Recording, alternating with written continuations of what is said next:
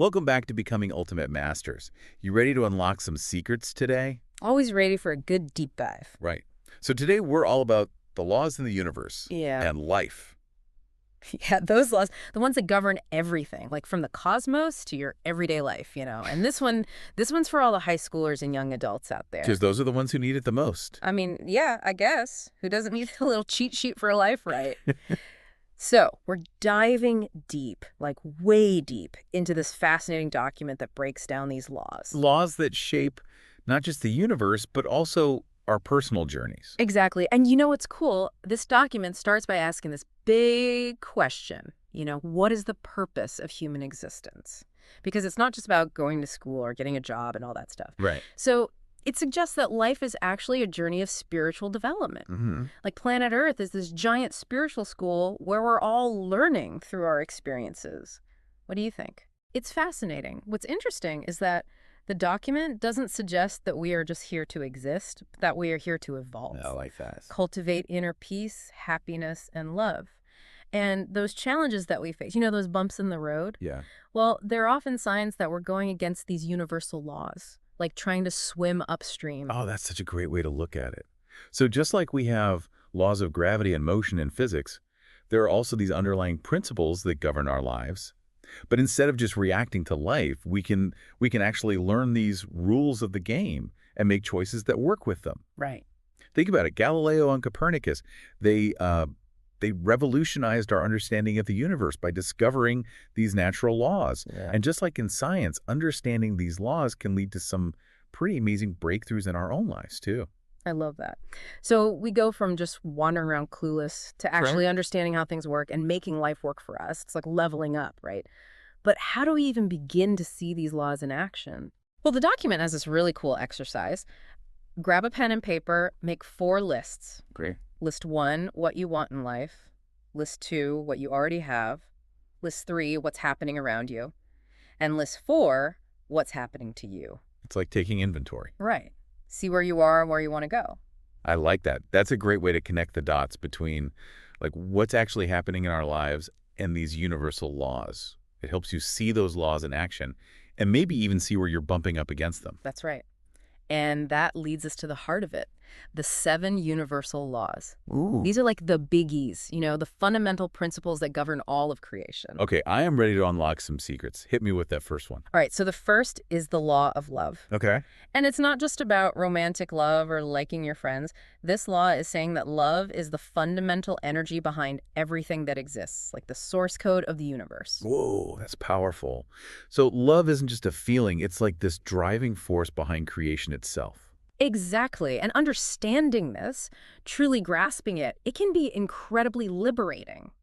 Like, it changes your whole perspective on life. Okay, so I'm feeling it already. Next up, the law of manifestation. Now, this one always makes me think of those vision board parties. But what's the real deal here? The idea is that everything we experience in the physical world first existed in a non-physical form, Oh, okay. kind of like a blueprint. I see. Think of it like an airplane propeller. When it's spinning really, really fast, the blades seem to disappear, right? Oh, yeah. They become unmanifest to our perception, but they're still there. Oh, wow. That's trippy. So our thoughts and ideas and dreams are kind of like those spinning propellers. They exist in this unseen realm before they materialize in our lives. You got it. And understanding this can be super empowering because it means that we have the potential to shape our reality. Okay, I see where this is going. And that brings us to the law of polarity, which explains how this manifestation process actually works. Okay, so how does polarity fit into all of this? Isn't that just like magnets? It's about the interplay between masculine and feminine energies. Oh, That push and pull that creates everything. yeah. You need positive and negative charges to create electricity, right? Or smooth and rough surfaces to create friction. It's this dance of opposites that sparks creation. So it's not about one being better than the other. It's about the two working together. Like without darkness, you can't appreciate light. You got it. And this polarity is present everywhere, from the smallest atom to the vastness of space. It's also within us, our thoughts, emotions, and even our personalities. Okay, so we've got love as the source, manifestation is the process, and polarity is like the engine that drives it all. So what's the next universal law? The law of evolution. This one says that growth happens through reconciling those seeming opposites within ourselves. Okay. We learn and evolve by confronting and integrating these different parts of ourselves. So those challenges and conflicts we face aren't necessarily bad. They're actually opportunities for us to learn and grow. That's right. And you see this on a bigger scale, too. Think about all the social progress that has come from confronting and overcoming injustice and inequality. It's that push and pull, that friction. It leads to real, lasting change. Wow. Okay. That's actually pretty empowering. Mhm. So we've covered love, manifestation, polarity, and evolution. So what's next? The law of correspondence. This one is all about recognizing that your outer world is a reflection of your inner world. What you experience in life is a mirror of your thoughts, beliefs, and actions. So if I want to change my life, I need to start by changing my thoughts and beliefs. Like if I believe I'm unlucky, I'll probably just keep experiencing bad luck. That's exactly what this law suggests. And the document, it gives a really interesting example of two brothers who both open gyms. Okay. One brother, he thrives. The other fails miserably, even when they switch locations. Wow. So it wasn't about the location. It was about their inner game. Their beliefs, their energy. Okay, that's wild. So if something feels blocked or just out of reach, it might be a sign to check in with ourselves and see if we're internally aligned with it. That is a fantastic takeaway. Now, how about a bit of harmony? Ooh, yes, please. I could use a little bit more of that. So hit me with the law of harmony. Is this all about finding Zen and meditating on a mountaintop? Not exactly. This law is about balance and synchronization. Okay. Finding your rhythm in life, in your relationships, even in nature. It's about respecting natural cycles and understanding that everything is interconnected. Yeah, that makes sense. Like if you push too hard in one area of your life, something else is probably going to suffer. And like in relationships, if it's all about you all the time, it's not going to be very harmonious, right? You got it. And the document emphasizes that harmony is built on respect. Okay. Respecting yourself, others, and the natural order of things. When we are out of alignment with this law, things tend to feel chaotic and stressful. I can definitely relate to that. Okay, on to the last of the 7 universal laws, the law of nature. What's the essence of this one? This law governs the physical world. Like those cycles of birth, growth, decay, and death. It's about recognizing that change is a natural part of life and that everything in the physical world is impermanent. So it's about accepting the circle of life. We're born, we live, we die, and then the cycle continues. And everything in between. This law really encourages us to pay attention to those natural instincts, both in ourselves and in the world around us. Sometimes we get so caught up in our heads that we forget to listen to the wisdom of our bodies and those rhythms of nature. I can definitely relate to that. Getting caught up in my head is kind of my specialty. So it's about finding that balance between our rational minds and our natural instincts. Absolutely. And that is a great segue into the next part of our deep dive, the 14 laws of life. These laws get even more specific about how these universal laws play out in our day-to-day experiences. Okay. I'm ready to get practical. But before we jump into those, I want to encourage everyone listening to share this episode with your friends, your family, your teachers, anyone who might be interested in unlocking these secrets of the universe. And make sure you subscribe to Becoming Ultimate Masters so you don't miss the next part of this deep dive where we break down those 14 laws of life. You won't want to miss it. Welcome back to Becoming Ultimate Masters. Ready to dive into those 14 laws of life? These are all about putting those big universal laws into action in your daily life, like turning those cosmic principles into practical tools for navigating the real world. Okay, let's get practical. I'm all about finding those everyday tools that can help us level up our lives. Which law are we starting with? Let's start with the law of warning. This one's all about paying attention to the subtle signals life throws our way. It's like the universe is constantly sending us messages, trying to guide us toward what's best for us. So it's like getting a heads up from the universe before we make a big mistake. I'm definitely open to any tips that can help me avoid those. What kind of warning signs should we be looking out for? It often shows up as these little annoyances or inconveniences that just seem to kind of pop up when we're about to do something we shouldn't, like suddenly feeling a strong urge to stay home when you were supposed to go out. So instead of just getting frustrated, we should kind of pause and ask ourselves, Is life trying to tell me something here? Like maybe I shouldn't be dating this person, or maybe I should reconsider that job offer. Exactly. And the document, it emphasizes that these warnings often come in threes, and they're usually pretty specific to the situation. So if you keep encountering little roadblocks on the way to doing something, it might be a sign to reconsider. So if I keep running into red lights every time I'm on my way to visit a certain friend, maybe it's a sign I should spend my time elsewhere. Maybe. It's not about becoming superstitious. It's more about tuning into those patterns and asking yourself if they're trying to guide you in a different direction. Like the universe is saying, hey, pay attention. There might be a better path for you. I love that concept. It's like having a built-in guidance system, but we have to actually be paying attention to the signals, right? Absolutely. And that brings us to the law of opportunity, which goes hand in hand with the law of warning. I'm sensing a theme here, being aware and paying attention. What's the key takeaway with the law of opportunity? This law reminds us that opportunities are always present, but it's up to us to recognize and seize them. It's not about luck. It's about being open and receptive to what life is offering. So instead of waiting for that perfect opportunity to fall into our lap, we should be looking for the lessons and possibilities in every situation. Like, even a job at a coffee shop could teach you valuable skills or lead to unexpected connections. Successful people, they aren't just lucky. They're in alignment with these laws. They're open to trying new things, even if they seem challenging or unconventional. It's like saying yes to life and seeing where it takes you. So the law of opportunity is all about recognizing the potential in every situation, even the ones that don't seem so glamorous at first glance. What's next? Next up is the law of two, also known as the law of inquiry. This one is all about asking the right questions and then paying attention to life's answers. It's about recognizing that the universe communicates with us in a very simple language, yes or no. Okay, how do we actually inquire and get these yes or no answers? Do we need a magic 8 ball for this?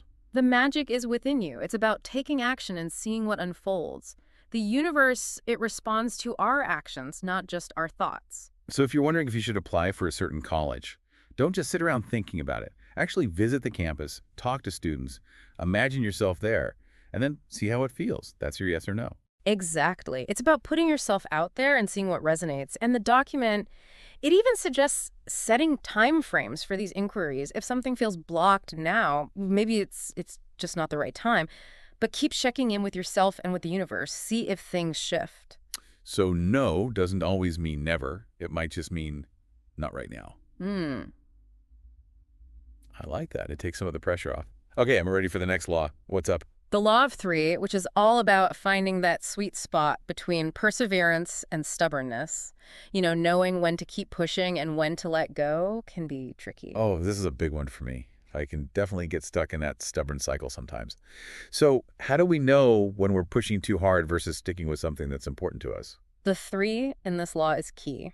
The document suggests making at least 3 genuine attempts at something before deciding whether it's worth continuing. Okay. Yeah. So if I'm trying to learn a new language or a musical instrument, I shouldn't give up after a couple of weeks, but I also need to be honest with myself about whether I'm actually making progress, right? Exactly. If you're not seeing any progress, if it feels like you're hitting a wall every time, it might be a sign that this particular path just isn't for you. Or maybe it's just not the right time. It's about learning to discern the difference between persistent effort and a futile struggle. Like if you're constantly trying to change someone else, that's probably a sign to focus on yourself instead. Yeah, absolutely. Remember, stubbornness can drain your energy and prevent you from seeing other amazing opportunities that are waiting for you. Okay, so be persistent, but don't be a bulldozer. Yeah. Got it. What's next on our list of life-changing laws?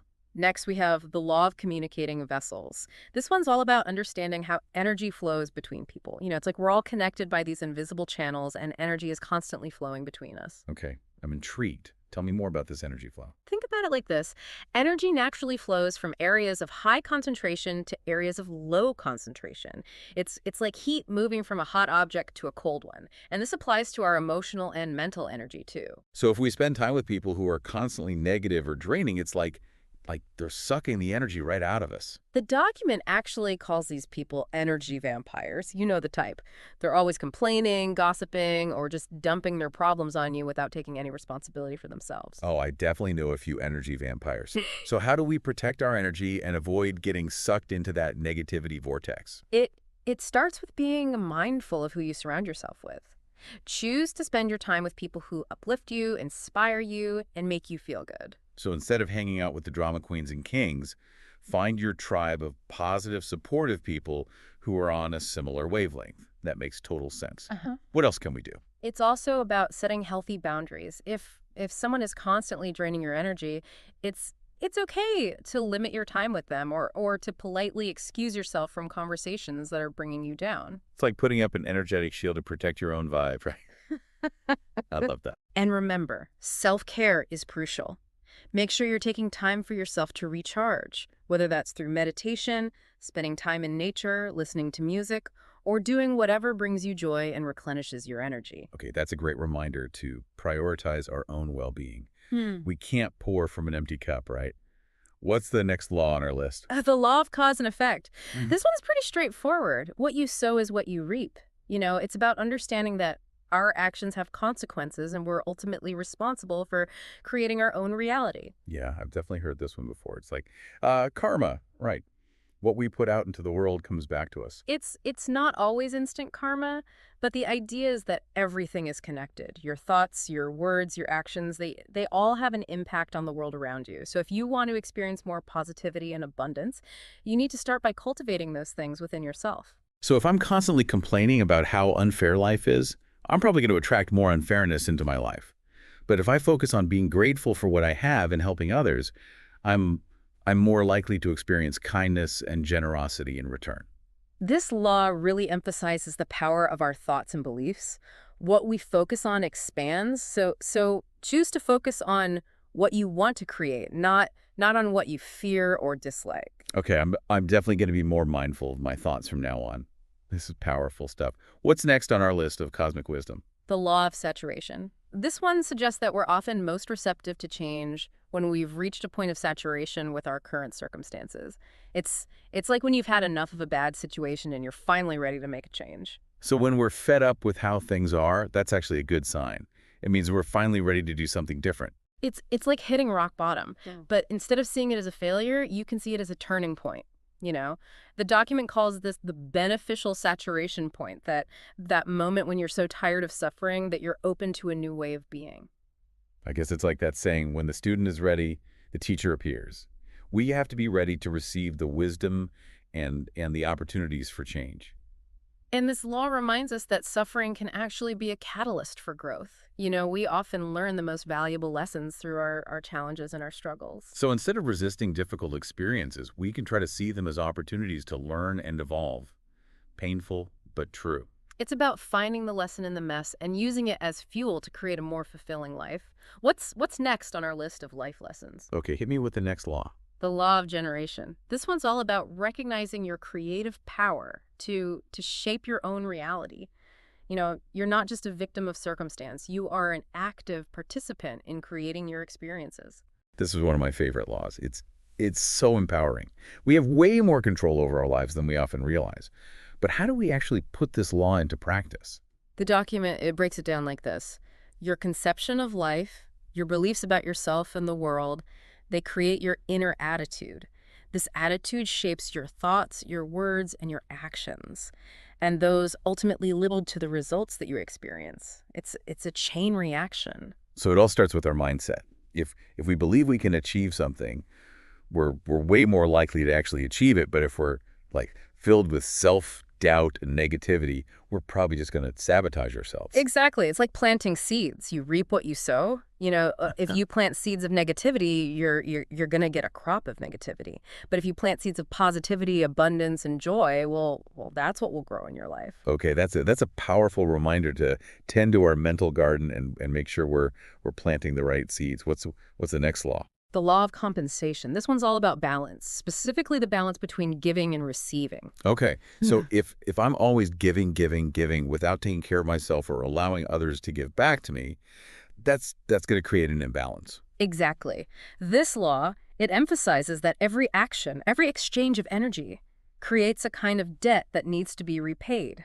Think of it like a cosmic balance sheet. You want to make sure you're not overdrawn in either direction. Okay, so if I'm constantly doing favors for people, but never asking for help when I need it, that's creating a karmic debt. Mhm. And then on the flip side, if I'm always taking without giving back, that's also creating an imbalance, right? It's all about finding that harmonious flow of energy where you're both contributing and receiving in a way that feels balanced and sustainable. Okay, that makes total sense. Yeah. We've covered a lot of ground here, and I'm feeling inspired and energized, but we still have a few more laws of life to explore, right? We're just getting started. There's still so much wisdom to uncover. Okay, I'm ready for more.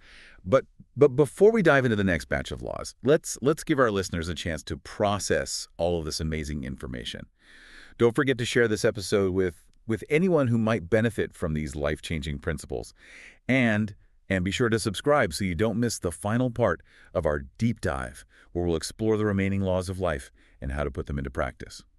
See you soon. Welcome back to Becoming Ultimate Masters. We are wrapping up our deep dive into the laws of the universe and life.